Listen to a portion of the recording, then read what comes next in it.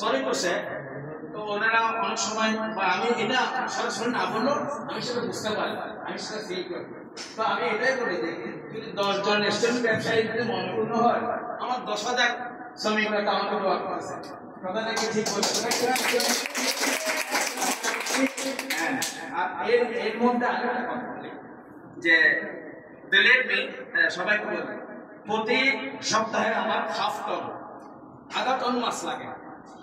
আপনার হয়তো মনসুর এভাবে যে সস্তা খাওয়া, মনসুর যেখান থেকে মাছ জেলেরা মাছ ধরে সেখান থেকে 3টা পর্বে এসে এই মাছের দাম শুরু হয়। দেখুন প্রথমে ফিশারি ঘাট, সেখান থেকে হোলসেলের কাছে আছে, হোলসেলের কাছে আছে রিটেলের কাছে, রিটেলের কাছ থেকে রেস্টুরেন্টের মালিকরা কিনে, তাই না? যে মনসুর যদি যে মূল জায়গা থেকে যদি প্রতি সপ্তাহে হাফ টন অর্থাৎ 500 কেজি প্রতি সপ্তাহে যদি মাছ সামুদ্রিক মাছ নিয়ে আসতে পারে, তাহলে স্যার আমার এটাকে কষ্ট কম করবে।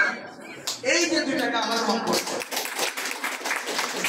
এই যে 2 টাকা আমার কম করছে, সেই 2 টাকায় আমি কি আমার গ্রাহককে সুবিধা দিচ্ছি। এখন যদি অন্যান্য ব্যবসায়ীরা যদি মনোপূর্ণ হয় তাহলে আমার তো কিছু করার নেই। আমার প্রবাসী ভাইরা যদি সামান্য টাকা বাঁচিয়ে যদি এই টাকাটা যদি বাংলাদেশে পাঠাতে পারে, তাহলে এটাই আমার জন্য সবচেয়ে আমার গর্বের বিষয়।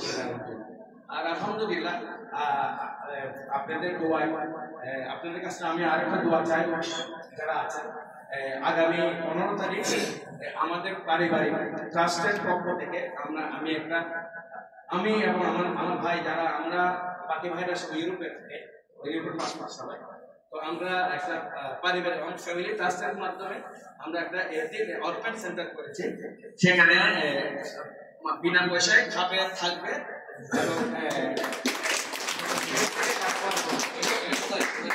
এটা আমার বাংলাদেশে এটা আমার বাবা এবং মার নামে রফিক নূর জাহান ফ্যামিলি ট্রাস্ট নামে, এটা আমাদের পারিবারিক রক্তদান আমরা ইয়ে করছি।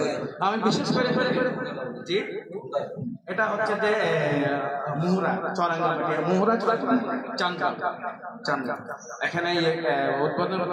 তো আমি অগণিত দেশের এবং বাইরের যারা আছেন, যারা আমার কথা শুনছেন, আপনারা দোয়া করবেন।